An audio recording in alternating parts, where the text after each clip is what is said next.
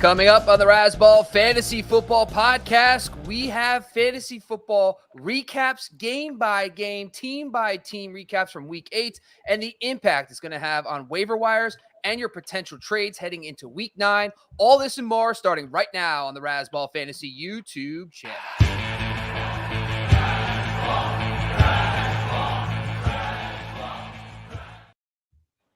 What up, Razzballers? Welcome back to the Razzball Fantasy Football Show.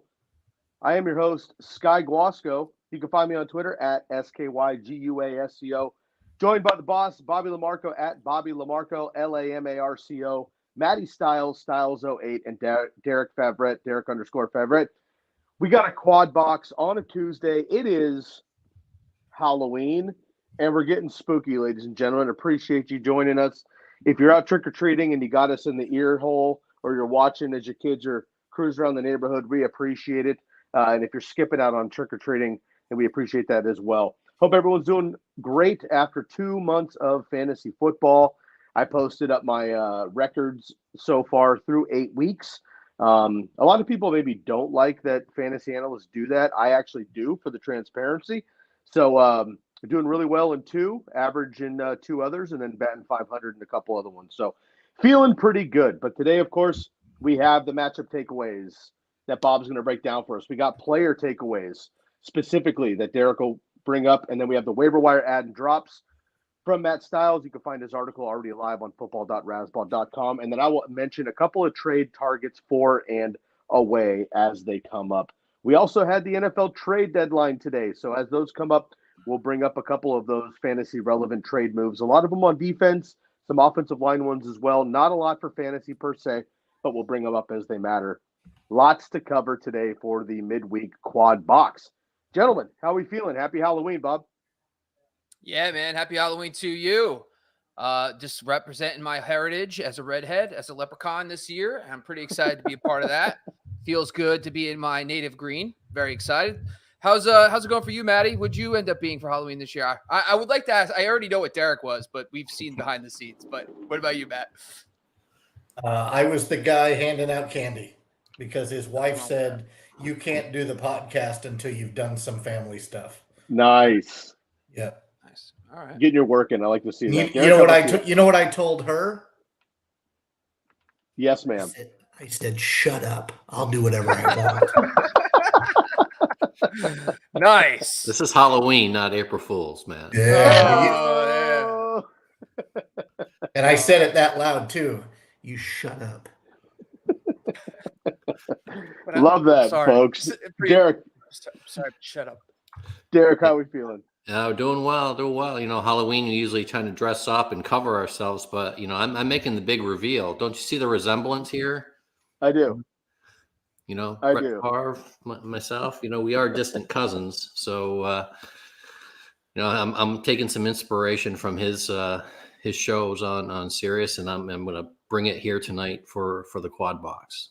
Nice. The big reveal. If you're unaware, folks, you can Google that on your own time. We want to stay on the air, so we're not going to share the rest of that story. But appreciate everyone joining us. Patricio in already, giving a shout out for the CeeDee Lamb call. That was a unanimous call. We were all stoked on that matchup there. And, of course, he actually went off as the wide receiver 1 on the week. But like I said, we got a lot to cover tonight. These episodes have been about an hour and a half, so we'll try to trim it down a little bit for you folks. But per usual, make sure you go ahead and follow everything Razzball at Razzball NFL on Twitter. Follow us on the podcast as well, Razzball Fantasy Football Show. And, of course, subscribe and hit that bell if you haven't already on the YouTube channel. Also, I want to apologize ahead of time. If my puppy goes off in the background, we might have trick-or-treaters. I did put a sign outside that said, recording, shut the hell up, right? Nice. But we might see a knock or two. If we do, she's going to go nuts. So I apologize ahead of time. I'll be on mute when I'm not on. But let's get right into it. We had 0 buys. Hopefully everybody had a full roster. You felt good about it. We have 4 teams on bye this week. The Denver Broncos, Detroit Lions, Jacksonville Jaguars, and my 49ers looking to completely jump ship, create a brand new football team, come out in week 10. We're looking forward to that. But let's jump right into it, Bob. We'll dial all the way back to Thursday night. We got the Bills squeaking by the Bucs 24-18. What is your main takeaway from this one? Well, start your running backs against that Buffalo Bills defense. We've kind of noticed over the last few weeks, they've been dealing with a lot of major injuries on the offensive line and also at linebacker, which has completely resulted in them not being able to stop the run.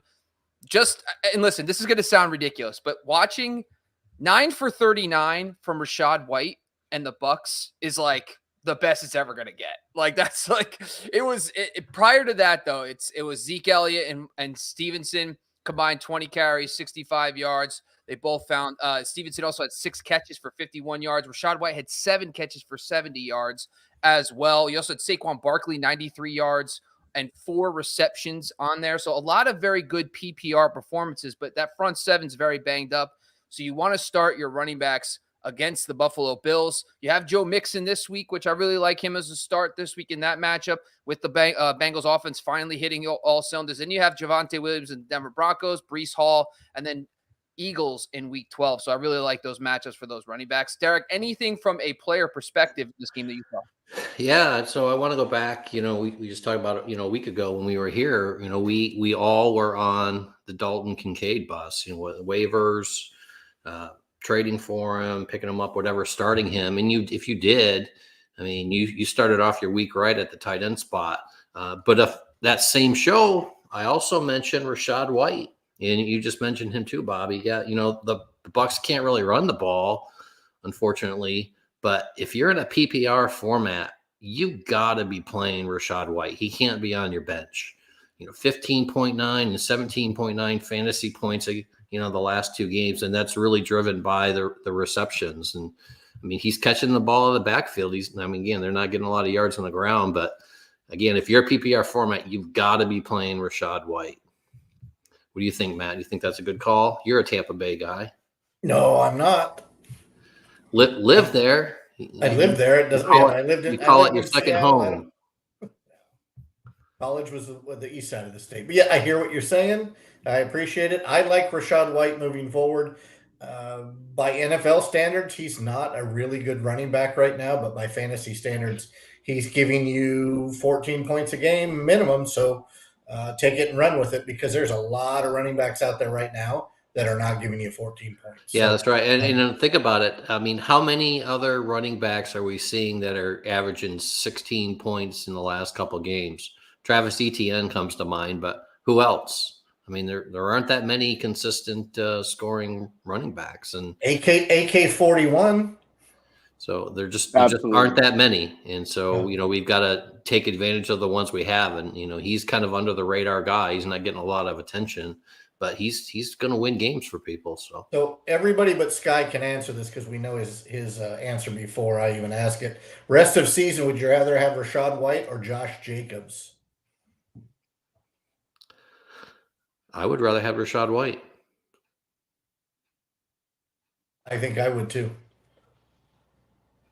It's a good thing Bobby's muted, because he's probably going to blow his gasket here. No, it's just like watching the Raiders last night is so infuriating. Like Josh McDaniels has his head so far up his ass. Like his Halloween costume is his head up his ass. Spooky. I'm sorry, spooky. kids, because like watching him, Jimmy G is not the type of quarterback that should be doing 5 to 7 step drops, and he's the guy that you want 3 steps. Reads the defense and throws it. Like that's how Jimmy G plays well with the 49ers. And Josh McDaniels refuses to acknowledge that. He continues to let this happen, and he's getting sacked. Jimmy G doesn't look comfortable. Like, and then you have Jimmy G overthrowing Devontae Adams. It's just like, it's so frustrating to watch the Raiders offense from top down. It's the play calling. It's Jimmy G's play. The offensive line is like 90% the same. 4 to 5 guys, 80% the same. All of a sudden they can't run and block. It's like, but it all starts with McDaniels. He's going to get fired because he alienates every single good player on his team. Like they should have just stuck with the coaching staff with Rich Bisaccia, whatever his last name is. He was a leader of men. Clearly, when the John Gruden stuff went down, they made the playoffs that year. Wow. Derek Carr is playing like a freaking stud. Just watching is just infuriating. But yes, the Bucs. Obviously, just give me the better feel. I mean, the Baker Mayfield situation might be, they're might play a little loose with his injury and see where that goes. But, yeah, I would say Rachaad White over Josh Jacobs. Sorry, that was a lot. So Sky, you can't answer. But what we can do is we can figure out worst 5 NFL coaches today. Bob, go. Josh McDaniel is 1. I'll give you Matt LaFleur is 2. Derek? I'll give you Arthur Smith. There's Arthur 3. Smith. Yeah, Arthur Smith. What a turd. If they don't start Taylor Heineke, Yeah, I'm not watching I'll football. lose my mind. Watching Taylor Heineke. Yep. Like, if you watch that game and you watch Taylor Heineke, you're like, what is going on in practice? Like, what is Desmond Ridder the greatest practice quarterback ever? Because it is not even close. Taylor Heineke was dicing people out there, and he even lost Drake London in the game, and he's still dicing people with Scotty Miller going for a touchdown, people. Top takeaway. Yeah, Staley's going to be on my list as well. I would rather have Kareem Hunt over both Josh Jacobs and Rachaad White, but we'll get into that. The rest. The last 3 weeks, though, Kareem Hunt has outpaced both of them, believe it or not, in PPR leagues. Let's get into the next game here. I do not have any trade away or trade for players. Although I will say Chris Godwin is just somebody that's kind of always floating around wide receiver 2, but he's getting more and more targets. Mike Evans did have a last-ditch effort touchdown, which saved his day, but Chris Godwin is just flying under the radar, so he'd be a nice pickup if I needed somebody for the rest of the bye weeks. All right, let's move on to Baltimore Ravens getting the win against Arizona. This game was a lot closer than I think everybody assumed it would be, 31-24. The Ravens are, I think they're the best team in the AFC. Outside the Eagles, they're probably the best team in football right now. Cardinals, of course, trending the wrong direction and may or may not be playing Kyler Murray at all this season. Bob, what's the takeaway in this one? Watching the Ravens run defense, we're kind of seeing a shift a little bit. Their pass defense was very banged up early on in the season. They're healthy now, and you're starting to see the weakness might be more towards the run. They just completely shut down. I mean, listen, Marquise Brown found the end zone, but he only had 33 yards receiving. But Emery DeMercado last week, 20 carries, 78 yards in that game. The week prior, Gibbs, 11 carries, 68 yards in that matchup. Derrick Henry, 12 carries, 97 yards, and a touchdown. Very efficient running efforts. I know DeMercado, maybe not, but you're not really thinking of DeMercado as a 20-carry, 78-yard guy anyway. But just watching that kind of gives me more confidence. I think you're going to start seeing more teams attack them with the run as they get healthier in that secondary. You have Kenneth Walker this week going up in that matchup. Then you have Cleveland, Cincinnati, and then the Chargers as well. So I do think that you just brought up Kareem Hunt. Great call. In 2 weeks, he gets a probably more favorable matchup than he might have had 3-4 weeks ago. So what's your thoughts here, Derek? Do you have any player takeaways for this matchup? Yeah, last week I kind of went on a rant with Kyler Murray, and I'm going to do it again. So I was just in the car driving home from taking our kids trick-or-treating over at a friend's house. And I heard on the radio, arguably, one of the most respected voices in fantasy football say Kyler Murray is going to come back this week and be a top 10 quarterback. Nope. Insane. Nope. Tyler, he is not. People do not pick him up, insert him into your lineups and think he's going to you jump right back in and be a top 10 quarterback. That is insane to me. I don't know. Am I insane or is that insane? Come on. Tell me. But I will tell you this. Sky is insane in the membrane. No, Kyler Murray's not going to be a top 10 quarterback. He might be rest of season, maybe. I doubt it. Maybe he's certainly not of attrition. Yes, but he's not going to come back and be top 10. He probably won't come back and be top 15. And by the way, who do they play this week? They have Cleveland. Yeah, there you go. He won't be top 10 in Cleveland. Yeah, that's again. I agree. I mean, I didn't mean to go on this rant. I did it last week, but I heard that a half or an hour ago, and I can't believe it. So sorry. There's my rant for the day. You're good. Yeah, you didn't seem to be too upset. But, yeah, we all have one. I got it. Well, what about Josh Dobbs getting traded today, going to the Minnesota Vikings? Has it feel for Justin Jefferson and company? Do you feel better? Or Sky, this is a good question for you. Dobbs or Mullins rest of season? And do you feel comfortable with the skill position group now with Dobbs there? Well, my boy Nicky Mullins hasn't played yet, and he's not as good as everyone wants him to be. I mean, Dobbs is fine, but I don't like this for my other players. Spoiler alert, Jordan Addison may or may not be a trade-away candidate for me. Yeah, of the options that were out there, he's probably one of, if not the best option that Vikings could have gone out to get today to replace Cousins. I have a thought later on Jefferson, that's tied to that. But overall, I mean, it is with what was out there. I think they did pretty well, but I don't know if they're still a playoff team or not. But I'm going to double down on your rant. This tells me that Arizona thinks that Kyler Murray is going to be a top 10 quarterback. I don't think he plays. They have to, because Dobbs was fine. Dobbs he won a couple of football games. Have they won 2, maybe 3 games? Green Bay has Jordan Love, and they're not winning football games. Dobbs was okay, and he's a guy that can get you through the season. He can get you to the draft. He can get you doing things that you need done. And by the way, my waiver, Trey McBride, my number 1 waiver ad of the week, that had to do with Josh Dobbs loved Trey McBride. He loved Zach Ertz before. Pour out a little for Zach Ertz on the IR.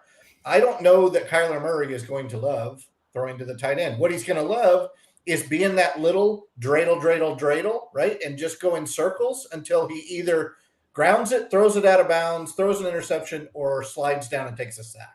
That's what's going to happen. And you expect that after the first game back from an ACL tear. I mean, it's just. But we have to be real about this for a second. The Cardinals have a brand new coaching staff. They need to know if Kyler Murray can operate the Drew Petzing offense efficiently and well enough for him to be the QB long term. Now, do they rush him back? Absolutely not. But this season's lost anyway. They probably are better off starting the rookie for the next 2 weeks, losing those games definitely, and then bringing Kyler Murray back, easing him in. But at the same time, they need to see if he's going to be able to, at least from a knowledge, running the offense standpoint. He's not going to have his legs yet. He's not going to be the athletic athlete he is, but can he just operate the offense better than Josh Dobbs or an average quarterback? They need to find that out for whether it's 4 weeks, 8 weeks, whatever it is. They need to have that decision because they might have the first pick. They'll have a top 3 pick. So they may be able to take a quarterback next year and trade Kyler. Or if Kyler is great in their offense, then they could trade that pick like the Bears did this year. So I think maybe he should read the playbook. There we go. Yeah. No, for the record, I agree with you, Bobby, but this week in Cleveland is not it. So no, I agree. Appreciate if you're in there, you're listening, do not start Kyler Murray this week, please. They're going to have plenty of opportunity to check out Kyler Murray. I don't think he plays for quite a while, and I don't think he plays much more than a couple of games, to be honest with you. Because if they're going to trade him, they got to keep him healthy. And even if they want him for next year, they got to keep him healthy. There's too much draft capital. And if he gets hurt, there's so many guarantees. His contract is insane, right? We don't talk a lot of contracts on the show, but his contract's insane. If he gets hurt again, they owe him all that money anyway. I don't think he plays. I'll just say that right now.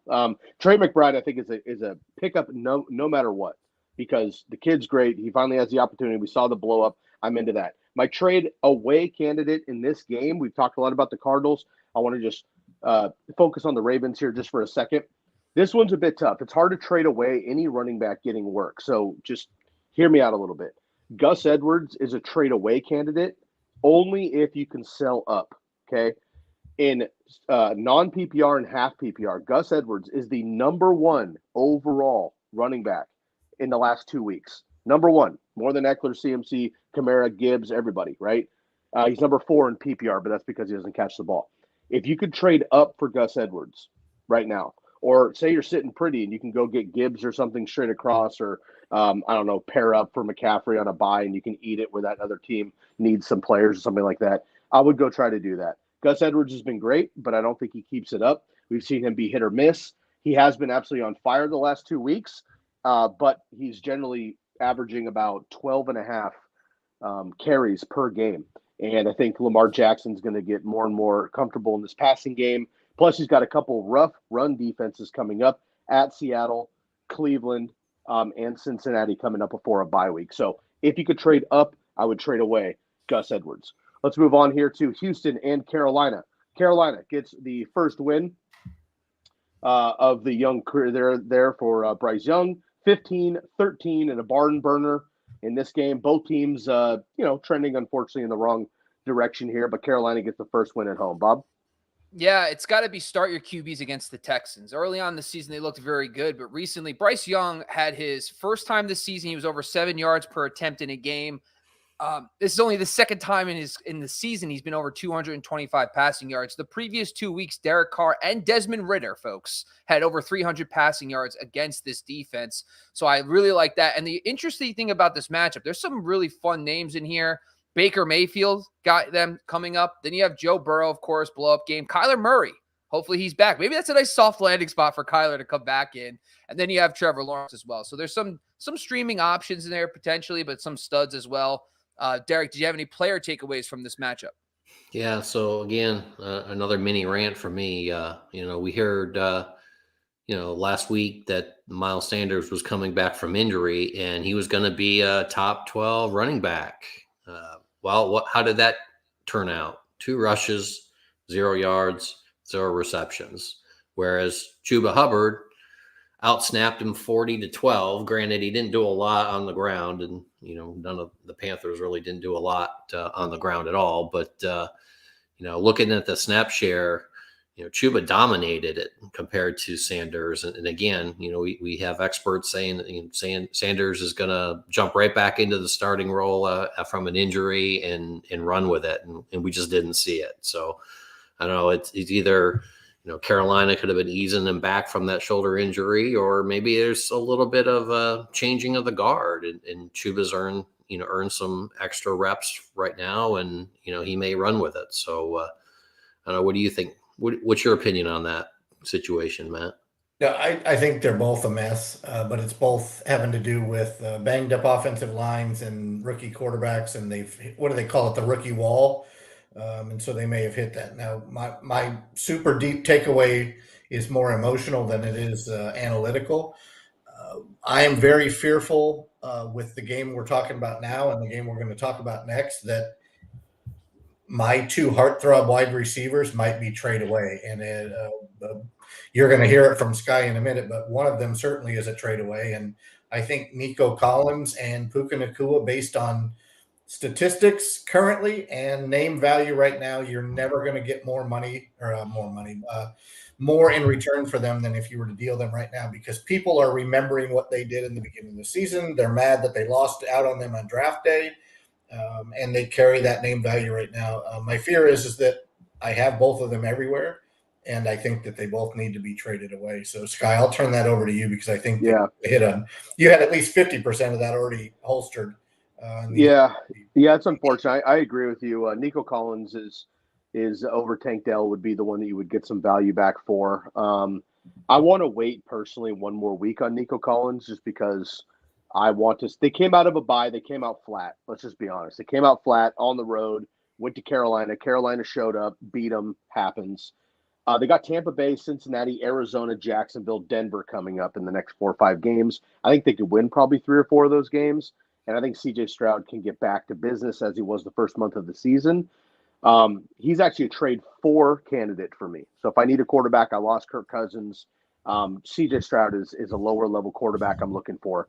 I'll talk about the Rams in a second, but if I lost Matt Stafford, I'm also looking for CJ Stroud as well. Jimmy Garoppolo, some streamer or something I've been working with. I want CJ Stroud instead. So that's a player that I'm looking for right now. He was absolutely dominant, honestly, for the first 3 of the first 4 games. QB 13, 12, 10. Then he was 17 and 12 before the bye week. Again, came out flat. Happens. But I think they can beat Tampa Bay in the secondary. Cincinnati hasn't been great in the secondary. Arizona and Jacksonville haven't been very good either. And Denver is getting better, but they've been beaten as well. So CJ Stroud is a pickup for me if I can in a trade 4. And I want to wait one more week on Nico Collins and Tank Dell. And maybe Nico Collins for this week is a cheap buy if you can stomach that. But I do want to wait an extra week. Let's go to this one here. This one was a slaughtering early, 43-20. It's nice to see the Dallas Cowboys beat up on inferior teams when they're getting challenged by actual competitors, but we'll save that for the end of the season. 43-20. Dallas gets it done at home. This one is ugly. I will talk about the receivers here in a second. There's a lot to digress on this one. Matt Stafford got an injury. I don't think it's come out yet, at least per the show, but they are considering IR for him.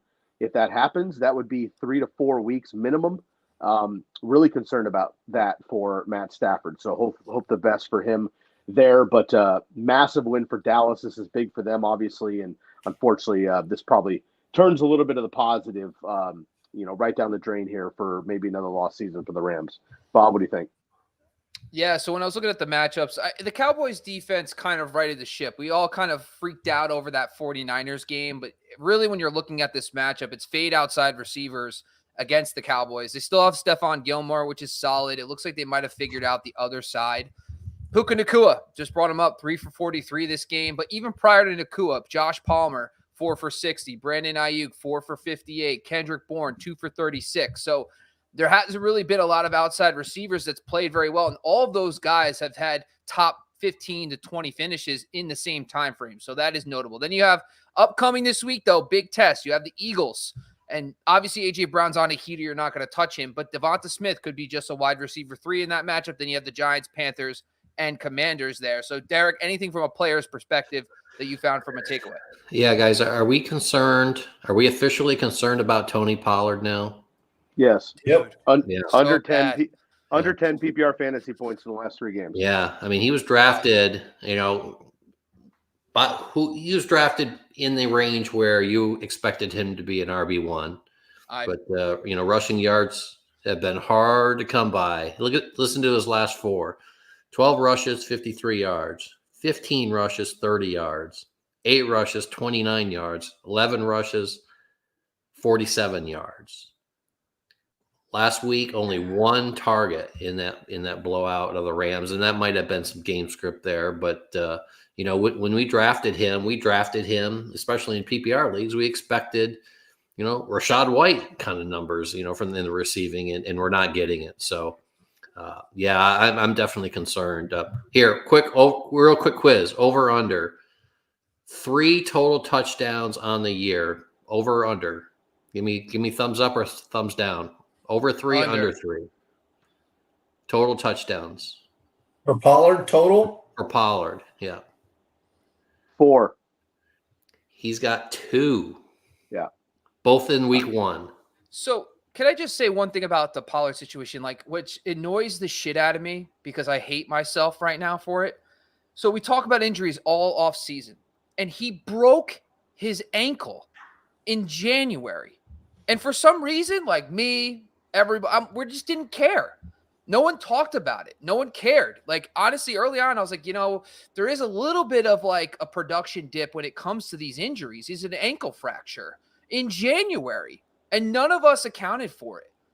I didn't, for some reason. We talked about Breece Hall. We talked about Javonte Williams because of the ACLs, but no one talked about it. It wasn't like it happened in October. So it was a little weird. I think maybe that has something to do with it. I think that he is coming back. So maybe the rushing efficiency comes back when he's fully healthy from that ankle fracture, because it takes time. But I don't think anybody really talked about it.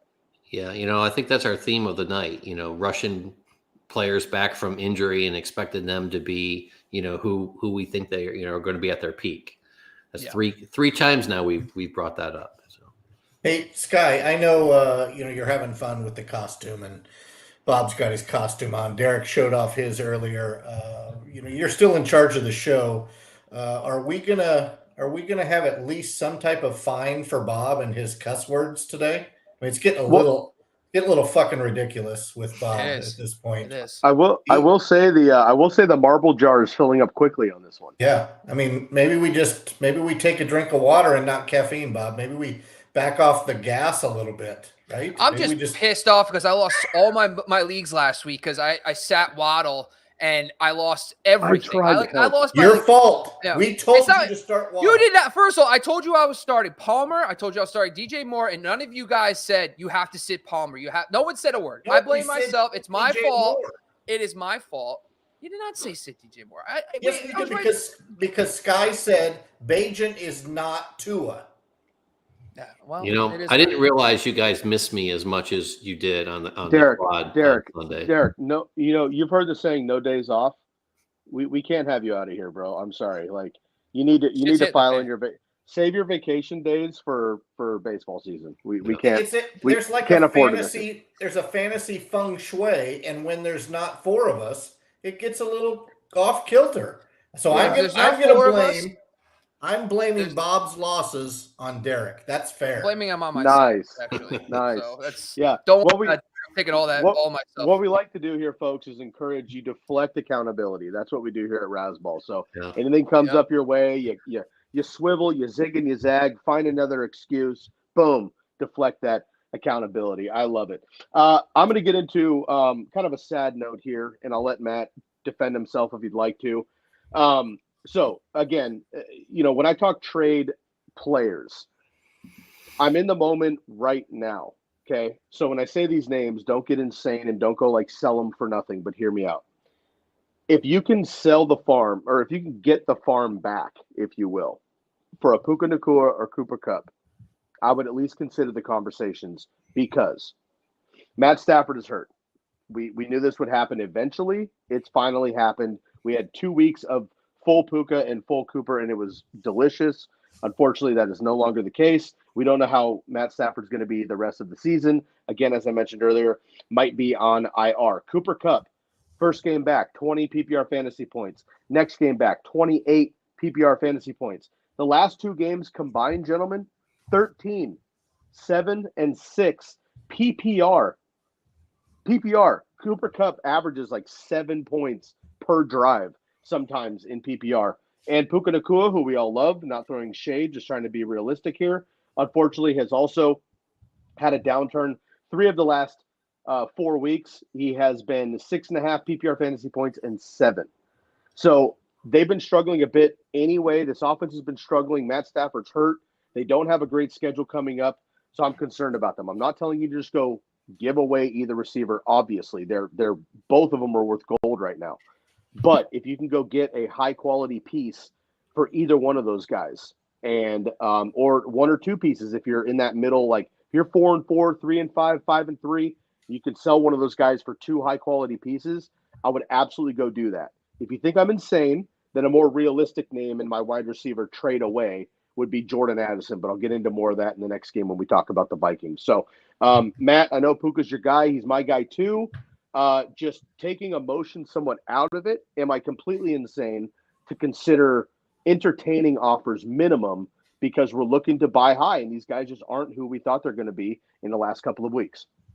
I don't think you're crazy. In what Derek and I call League 2, meaning it's the second most important league that we're in together, we have Puka, and Puka's been carrying the water. I think that Puka plus running back could be turned into Tony Pollard plus receiver. And that would probably be a legitimate trade that could get accepted. You'd have to take the risk that Tony Pollard will come back and be a better running back. But 4 weeks without Matt Stafford makes Puka Nacua not the same guy. And that's a scary proposition for a team that currently has Debo on his 3rd week off in a row based on the bye. 2 weeks before that, he was out with an injury. And we know Debo can get dinged up. So, Derek and I will have to have that conversation. We also had somebody come ask for Aaron Jones, right? That's another sell low, or for the people that came, the buy low. So I wonder what a package of Aaron Jones and Puka Nacua could bring back to us. That's what I'm considering. I would Okay, take Keenan Allen if you could. Yeah, like what Kenneth Walker. Would you guys do Kenneth Walker No, for he's hurt Aaron too. Jones, Puka? All right. We What dealt about Kenneth Derrick Walker Henry? away. Aaron Jones, Puka for Derrick Henry. No. I don't think so. No. No. Just because the PPR is there. I mean, Henry's not Henry either, I don't know. You might be able to steal Saquon just because people don't trust the Giants. Yeah, that's Brees not Hall? a bad play. Brees Hall, totally. You're not going to Is get Brees Kamara. Hall? Could you get Brees Hall though? Do you think a Brees Hall, if a guy needs a wide receiver, would you take Aaron? I'm just curious because I like the idea, but like I'm really okay. If I'm Brees Hall manager, whatever, and I'm looking at Aaron Jones, I have no interest. And then I go, okay, but I'm getting Puka Nacua. But what version of Puka am I getting? If I don't pay attention like you and we pay attention to all these crazy nerd numbers, then yeah, Puka I think is great. But in that particular situation, Aaron Jones is not part of my conversation. It sucks to say it that way, but he just isn't that player right now. So he's almost like he's a throw-in to make it look sexy. And I think a lot of trade people start reading through that this time of year, because another thing to consider, folks, is this time of year is when you start weaning out the people who aren't serious. Okay, if they're 1-7, they're 2-6, they're 0-8, even if they're 3-5, and they're not fantasy people, right? They stop looking at waivers. They might leave a bye week guy in. They might not catch an IR spot. Blah blah blah, right? And you start picking up some free wins and stuff. So stay diligent on your lineups. But I think that also means that like you could take advantage of some trade opportunities, but the ones that are in it, I think are absolutely paying better attention. Okay, so how about this? The guy that has Saquon, he's currently bottom of the barrel. He's 1-7. He also rosters Achane and Nick Chubb, right, on the IR. His next running back is Justice Hill and Tyler Algier.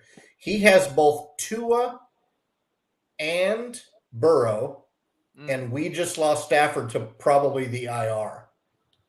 Would you deal Saquon and Barkley, Saquon, Barkley, and Burrow for Puka and Aaron Jones? No. He's already got Tua at quarterback. No. No. No, you have to come up with another name. So this is the problem. The problem with that trade, though, is you're getting the better running back and you're getting a stud quarterback. I know it's not, he has Tua too, but you could make an argument that you're getting the two best players. So that's why I don't know if it works. Mm-hmm. Now, if you did a 2-for-1 where you gave him Aaron Jones and Puka for Barkley, either of them. Yeah, maybe I would say you could get that. I don't know. Burrow or Tua. Yeah, I would agree. Yeah. What if he throws us Gabe Davis? I personally don't want Gabe Davis. I'd rather have Algier back. If I'm getting rid of Aaron Jones, Algier is at least a high-end handcuff. I mean, Algier's, I would say, outside of the Dolphins situation of whoever's the number one running back there, outside of that, I think Tyler Algier's the top-end handcuff. He's already getting 20-point fantasy games. If anything were to happen to Bijan, he's and we roster Bijan in that league. Yeah, I mean, that so makes for more me, sense, yeah, I would go Aaron Jones and Puka for either Burrow or Tua, whichever one you want, or Saquon. Probably the quarterback, get a high-end quarterback, get rid of those guys, and maybe just say, hey, man, I need a running back. Can I just get Algier in that as well? I don't think they're going to. So you're saying Burrow and Algier for Puka and Aaron Jones? Yeah. And what's your running back depth? We dealt Kenneth Walker for Chase. We have Bijan, Alvin Kamara, Jones, Aaron Jones, Darrell Henderson, and we have both Roshan and Khalil Herbert. Yeah, you're fine. I would do that in a hurry if I could. Burrow's let's move on. Burrow's a difference maker, so you're probably good there if you want to go. Let's move on, guys. We got a lot to cover here, and we're going to be in about 3 hours. And my Twix is going to start wearing off here, and I'm going to end up falling asleep. So let's move on here first. Okay, we have the Kansas City Chiefs getting upended this week, which is always nice to see. I'm not a Chiefs hater, but good to see a little switch up here. Got the Denver Broncos giving a big win. The Denver Broncos are the first team in that AFC East or AFC West to beat Patrick Mahomes on a road game there. So big move there. 24-9. We do have a quick question from Cam. I want to start getting into some of these questions here before we go on. So Bob will get to you in just 1 second. We have Kelsey and Gainwell for Bijan, Jacoby Myers, and Ingram. Which side of the trade do you like? Let's make this quick. Matt, I'll go for you. Which side of the trade do you like better? I like the second half of that trade. Yeah. Bijan, Myers, and Ingram. Same. Bob? Okay. There you go. So I'm going to make it a 4-peat. So if you're getting rid of Kelsey and Gainwell, then we approve. I like that. All right, let's get into Bob, your takeaway in this game. It's got to be the improvement of the Broncos pass D. I mean, talk about just a month ago when we watched that Bears game when Justin Fields lit them up. They have completely changed their entire defense. So they were a heavy man team, and over the last few weeks, they moved to zone, which is good because it's really helped them defensively. But that's notable for us because we now know that Surtain isn't shadowing necessarily because they're more zone heavy now because of all this. But it's led to them being very good. They shut down Patrick Mahomes essentially twice, 241 and 0 touchdowns. That's absurd. Even with an illness, I think a sick Patrick Mahomes gets you 301. So 240 and 0 is really impressive, and 2 INTs. But then Jordan Love the previous week his stats are inflated. If you watch that Packers game, they were the flukiest touchdown passes. Like they weren't even like legit touchdowns. So those stats, 180 and 2, aren't really even real. So they were even better than the numbers say.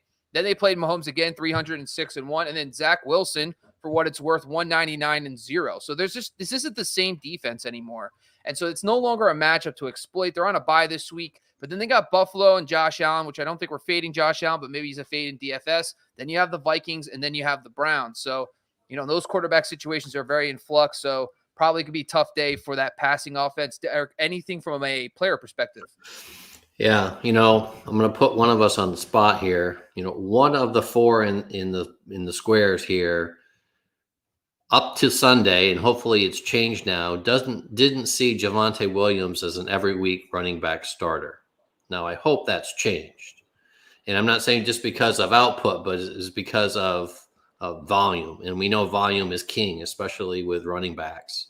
Javonte Williams, 42 rushing attempts and 7 targets in the last two games. In this last game, he outsnapped P. Ryan 3-1 and then outsnapped Jaleel McLaughlin 6-1. So in my mind, if you're still holding out on Javonte Williams and he's not playing on your roster every week, I think that needs to change. He needs to play. He needs to be a starter every week unless you've got a stacked, backfield and you can afford and the matchup's not in your favor. But now that I think he's healthy now. We're seeing, the volume, and this Broncos backfield, in my mind, is back to where we expected it to be at the beginning of the season, with Javonte Williams leading the way, and then P. Ryan and even a little bit of McLaughlin as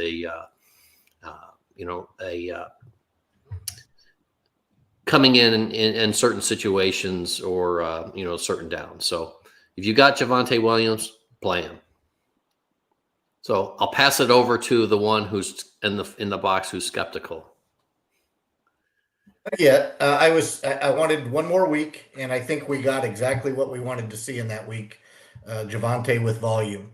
Now, quick quiz for the boys here. Career losses to the Broncos by Patrick Mahomes. The over-under is 0.5 going into Sunday. How many losses did he have to the Denver Broncos? Under. He had 0. Crazy. I love the NFL this year. Super fun. I don't. It's absolutely ridiculous. I hate everything about it. The script is epic this year. Yeah. I'm going to go the other side of the ledger. A guy that I've been pumping up, and that is Rashee Rice. Pump it up. Pump it up. Pump it up. Pump that. There it is. Steer it up. Bob with the razor roof. Let's go. 43 minutes in, and there's Sunday morning. You can't get this guy off the screen. Tuesday night though, it just wait. You have a couple like Baby Ruths this evening, man. You got the blood sugar up or what? Baby Ruths. Well, Baby Ruth. Baby Ruth. Rashee Rice is the best wide receiver for the Kansas City Chiefs.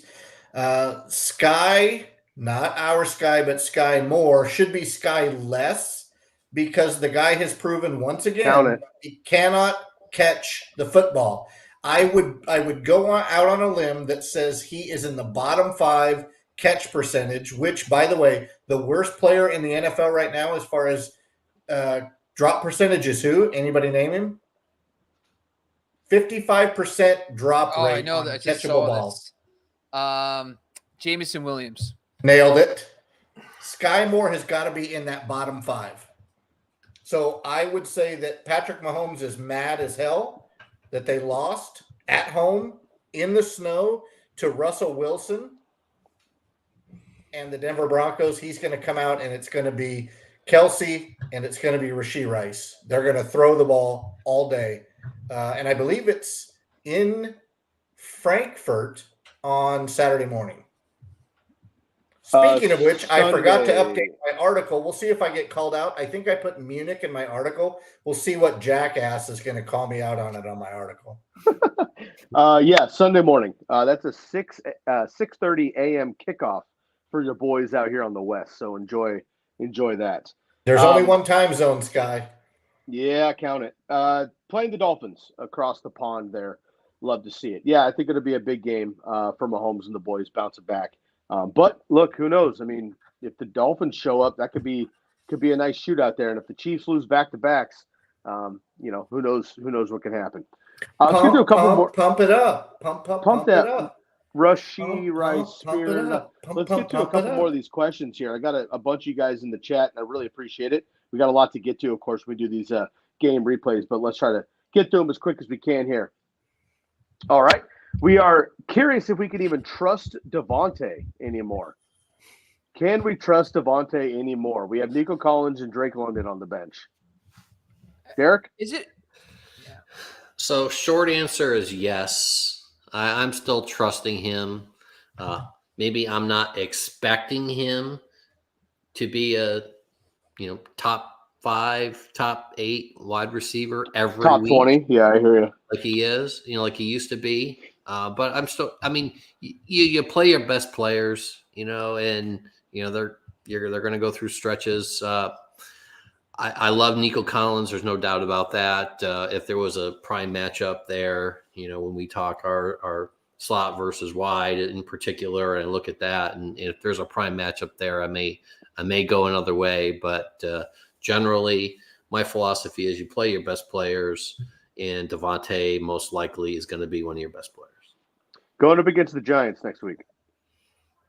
Yeah, well, I mean, Giants can't score touchdowns, so at least he's not on the Giants. Let's just leave it at that.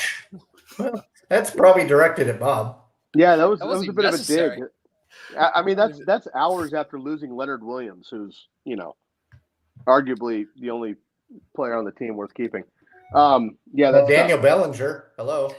I'm sorry. So here's the thing. So the next week, Garrett Wilson just had 100 yards. This week gets the Giants, so it's fine. The thing with Devontae Adams is he was wide open. Three times. Those passes. 3 times. The one pass, the one was it was a bunch of times, but there was one where there was no one 15 yards. Jimmy G should have just underthrew him. He could have sat there for 5 minutes, ordered brunch, had a nice meal, had some cotton candy, and he was still caught that ball without anybody touching him. It was mind blowing. So it's those missed opportunities. If he catches one of those, we're probably not even having this discussion today. But because everything was overthrown, Jimmy G was rusty, whatever. You got to give him. I do think he's more of you might be able to get away with starting Nico Collins over him in a good matchup, right? But I think this week at home, post trade deadline, you got to give it one more shot. Jimmy G another week fully healthy and practicing at full, hopefully will help get his timing down again. I'm not going to fade him this week. I'll give it one more shot. Matt, any more chances to stand up for Devontae? Contractually, I can't discuss Devontae Adams. Makes sense. Daniel has a quick question here. Would you rather stash Fournette or Kyler Murray? No. Your quarterback is Herbert. The answer is no. No. Neither one. Move on. The answer is no. You know better. Neither. No. I'm not accepting other opinions. There is no more discussion. You do not stash touchdown Lenny. You've already argued against Kyler Murray. Daniel, we love you. No, you know better. You're going to rue the day that you add either one of these guys. No. Right. So let me at least have a word in, because I've been bashing him for 2 weeks. Would I stash Kyler Murray? Yes. I would stash him. I would not play him. I would not even think about playing him for at least another few weeks, but I would stash him. Leonard Fournette, he's on the practice squad for the Bills. No, I'm passing on that. I'm going to accept that as a double no. Likewise. Cool. Leonard Fournette. Get that shit out of here, Leonard Fournette. Quick question from B. Who upside player can we get from Addison, Najee, JSN right now? Or maybe Addison and Najee Harris. So really quick, let's just make up a trade. We don't know the whole team. It's fine. Let's just think of a player maybe you're looking for. If you're giving away a wide receiver, 2 wide receivers and a running back, you're really trying to upgrade there, right? So for me, again, I don't know anybody that is going to be, a mega starter. What about CeeDee Lamb's coming Devontae off a big Adams? game. Devontae Adams is a buy low, absolutely. Keenan Allen. No shot. Keenan, No, I wouldn't trade No Keenan shot. Allen for Addison. What about Chris Olave? Again, Chris Olave is suffering from the Devontae Adams issue. The deep balls just are not getting to where they need to be. I've considered trying to find a trade to get Olave because it's got to click at some point. It just has to. Yeah. Yeah. I think Olave is a good one. I think it's reasonable to get for Addison and Najee. Especially, you got to find a team that's so weak at RB2 and then try to upgrade your wide receiver. So, go find a team, Beach, that has, no RB2 right now, and then give them Najee and Addison and upgrade to guys I guess we have to give you more than that. Garrett Wilson, Chris Olave makes sense. Maybe Jalen Waddle might be tougher this week. Maybe it's just me reliving in my horrible past. Brandon Ayuk could be a decent one too. Yep. Go look at David Montgomery, who's probably cheap, and he's also on a buy. So if you can wait a week, go knock that out as well. George Pickens. George Pickens, nice. Beach coming in hot. Frankfurt with the Bayern Munich. So looks like that's where we're going to be. I appreciate it. So Beach, thanks always for jumping in, bud. Hey, for the record, I just got a DM from Beach. He already added Kyler Murray. And he says, I can't wait for the Kyler Murray 30-point outbreak. Ooh, nice. Yeah, well, good luck. I'll tell you right now, Beach will be the first one in line once that happens. Let's move on down the list here. We got the New Orleans No Longer Aints, 38-27 over the Minshew Magic. Interesting game here. Derek Carr, not as cool as he's supposed to be. Continually missing another couple of throws. Taysom Hill continues to make it happen. And Alvin Kamara is unstoppable, which is great. On the Colts side, another couple of big plays late, keep him in the game for garbage time. But, other than Jonathan Taylor coming alive here in the last couple of weeks, there's not much to report from that side. Bob, take away from this one? Yeah, start your interior wide receivers versus the Saints. It doesn't look like that on the surface here. Josh Downs, obviously 7 for 72, really, really solid game. But even prior to that, Christian Kirk, 6 for 90 and 1. Devin Tompkins, Tampa Bay Bucks interior wide receiver, 4 for 45 and 1. Adam Thielen, 7 for 54 and 1. So it's been a bunch of guys. However, it's a little tough because the rest schedule over the next month, there isn't a lot of interior guys. But if you go to the slot versus wide receiver data tab, on the fantasy data tab, we have actually where people get their fantasy points. They have the Bears, the Vikings, and the Falcons. So maybe some of the top guys like DJ Moore, Drake London, for example, Jordan Addison do have some work in the slot, and they could take advantage of that matchup too. So take a look at that tab. But that's what I really noticed. What about you, Derek? Anything from a player perspective? Yeah, we just talked about Olave and just, the thought that that's got to click. Well, his wide receiver mate there, Rashid Shaheed, he's kind of an under the radar, serviceable, wide receiver 3 or a flex. I mean, he's got 3 games already over 18 points in PPRs, 3 of them already on the season. That was actually a surprise to me. Of course, this last one, 153 and 1 is the major one. But yeah, 3 games already with over 18 PPR points. That was pretty interesting. Even though he was out targeted by Olave, had 9 targets. Thomas had 7 targets, but he outplayed both of them. So my question to you guys: does Shaheed overtake, say, Thomas and become in fantasy and become the Absolutely. wide receiver 2 from the Saints for fantasy purposes? What do you think? Yes. As somebody who was excited about Michael Thomas coming back, and not that I thought he would be 2019 Michael Thomas, but coming back to just a possession receiver, he's been that ish, but he's not scoring, and he's got about 6 targets a game. Rashid Shaheed only has 4 or 5 targets a game, but those receptions are 30 plus yards, and he's scoring. So absolutely. I mean, Olave's frustrating. Olave gets the most looks.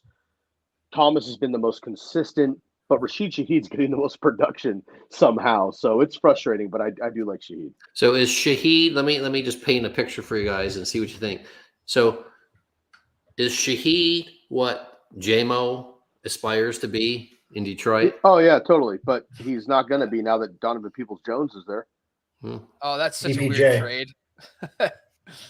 Yeah.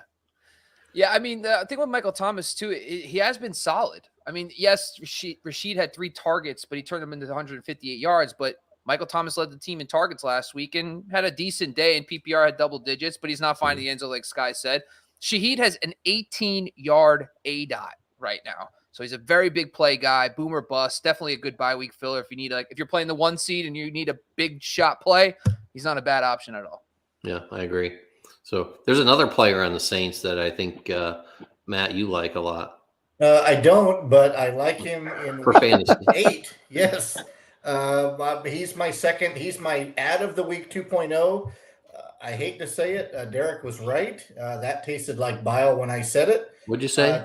I said Derek was right. Okay. Taysom Hill is a game wrecker. And I will tell you, so every time I've picked him off the waiver wire, he's given me a 1 for 2 plus 4 yards rushing, right? And an incompletion. I watched that game so that I could argue that I was right with Derek, but what they used him in the exact perfect positions at every spot in that game, except for the pass that he threw deep that was a interception that was called back. It wasn't an interception. However, if he gets one of those boom or bust plays, who cares, right? If he throws an interception, you lose 1 or 2 points. This guy is an absolute cheat code if used the right way. He had not been used the right way leading up to 2 weeks ago. If Dennis Allen learns anything from watching the game film the last 2 weeks, he's going to use Taysom Hill the exact same way he did. There's no reason to run Alvin Kamara into the defensive line, right, in the goal line. Let Alvin get all of the rushes between the 20s. Let him get all of the catches out of the backfield, and then give Taysom Hill a little bit of love where it counts. And the guy is a beast. He's going to score touchdowns. So, again, 3rd time, and then I'm done. Derek was right. Moving on. Taysom Hill, tight end 6, 6, and 3 the last couple of weeks. Derek went back and forth deciding, or Matt went back and forth trying to decide who they should put in this week. And I took another chance on Taysom Hill. Look, Logan Thomas was your other guess. He also went off. So you guys hopefully would have been fine either way. But Taysom Hill did come through once again, which is great. The biggest thing about Taysom Hill, and we kind of joke about it in fantasy and whatever, but, he ran the ball 9 times for 63 yards, 7 yards per carry. That's no snuff. And it was a gimmick a year or 2 ago. He's not a gimmick. He's gimmicky, but he's a big part of this offense as a rusher. It's frustrating as hell for Alvin Kamara, but he still gets his yards. I mentioned it Sunday morning. You were worried about Alvin Kamara, all these kind of things. I was like, Alvin Kamara could still have 100 and score, and Taysom Hill could have 80 total and score, and he scored twice. So yeah, I like that a lot. He's Cordarrelle Patterson with the added ability to throw the ball. Absolutely. I like that. Bears and Vikings coming up next for the Saints before a bye. So if I'm streaming tight ends, you could do worse than Taysom Hill. And to be honest with you, it's hard to trade for any decent tight end. So my trade for tight end this week is Taysom Hill, right? I just don't think people are believing him. If I'm streaming anyway, I'd rather go ahead and put him on my list. Let's go into the Minnesota Vikings and the Green Bay Packers quick. Vikings get the win 24-10. But first 20-yard carry of the year for the Saints was Taysom Hill. Nice, love that. A lot of goal line touches too. We love to see that there in New Orleans. Minnesota gets the win 24-10. Loses Kirk Cousins for the season, unfortunately, with a torn Achilles. I can't remember seeing this many torn Achilles. You could talk about the turf, you could whatever. Unfortunately, just I feel bad for the dude. It sucks. The Vikings started 0-3. They turned it around to be 4-1. I know the Packers fans don't love that, but the Vikings have really shown some muster here down the stretch. But unfortunately, obviously, they're going to have a big change. They did trade for Josh Dobbs from the Arizona Cardinals today, so hopefully that'll keep them at 60% Kirk Cousins, but we'll see what happens with the rest of that offense here. Bob, what's your takeaway on this one? Well, it's really that Vikings run defense has been very good over the last month. So the Packers running backs, 13 carries for 40 yards in this game. Then previous weeks, Christian McCaffrey, 15 carries, 45 yards. Bears running backs, 24 carries for 97. And then you have Isaiah Pacheco, 16 for 65. So not a lot of production on the ground versus this Vikings team. Very young secondary. That's probably a lot to do with it. You can move the football through the air against them. But A really good test this week. You got Bijan Robinson, the Falcons in town. Then you got Alvin Kamara, Javonte Williams, and then that Bears rushing attack again. So this is definitely something to watch rest of season, but it's definitely not a matchup to exploit for running backs. So it's not necessarily a full fade. They do allow some pass catching, but overall, it's definitely notable. Derek, what's your thoughts here from a player perspective? Yeah, I'm just kind of go back to what Sky was talking about with Cousins. I mean, that's a devastating injury for fantasy. I mean, obviously his injury, personal aside, Kirk Cousins was a top quarterback for much of the first 7 weeks. But, what does that mean for Osborne, for Addison? And, Jefferson's a month away, or about a month away from coming back potentially. Do we downgrade him now? I had, a player or one owner in one of my leagues. He's trying to trade low on Jefferson. I mean, do you trade for him? Do you not? I mean, that'd be a question for you, Sky. But if there was any luck of the Irish, exactly. That Cousins, got injured right before the trade deadline.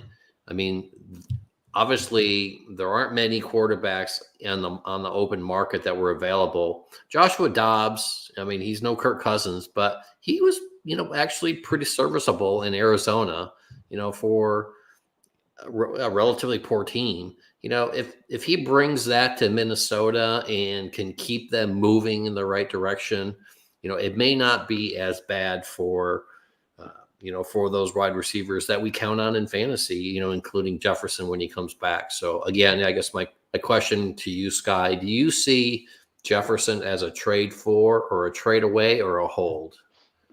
Trade away, absolutely. First of all, I don't think he necessarily comes back. Now, of course, look, Dynasty, don't touch him, clearly.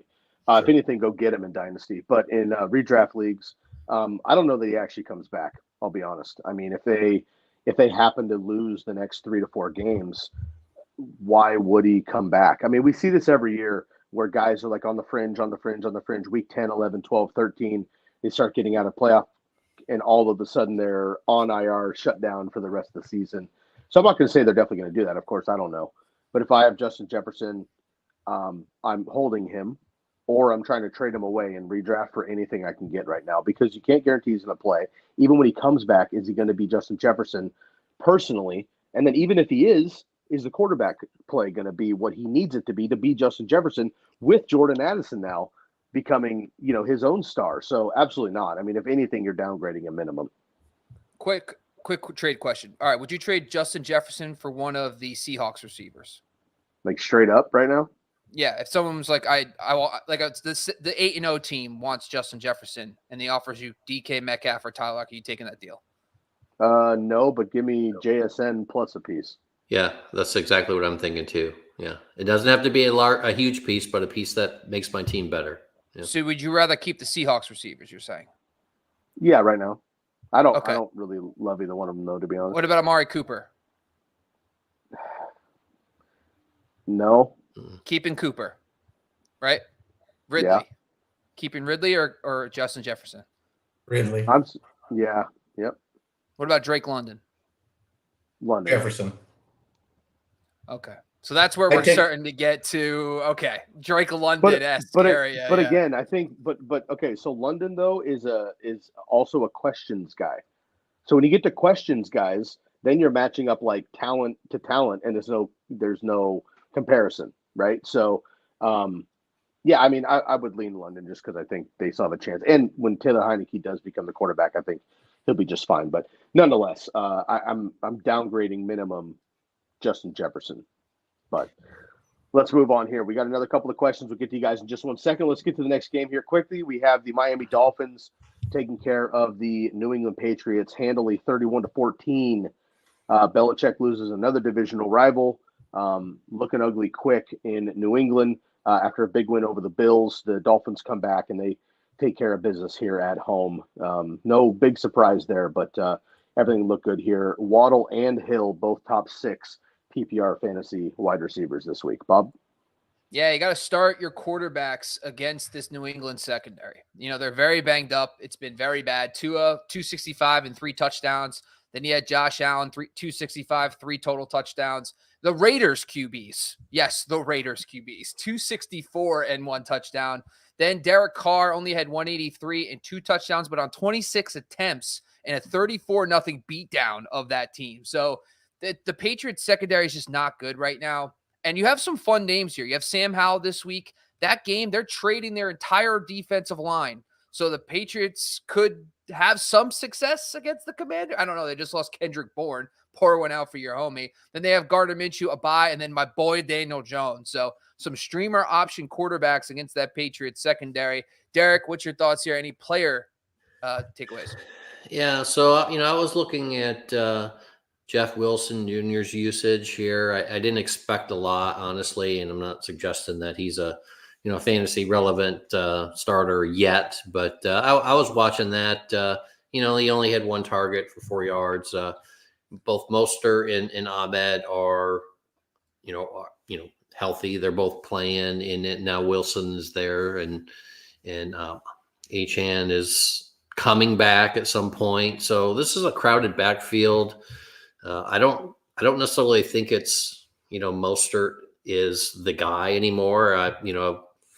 In the sense that I'm starting to see him offered in trades a little bit more, and so I think he's and I'll divert to Sky on this, but is he a trade away for people, or is it just nerves that the crowded backfield is going to eat into his his snaps?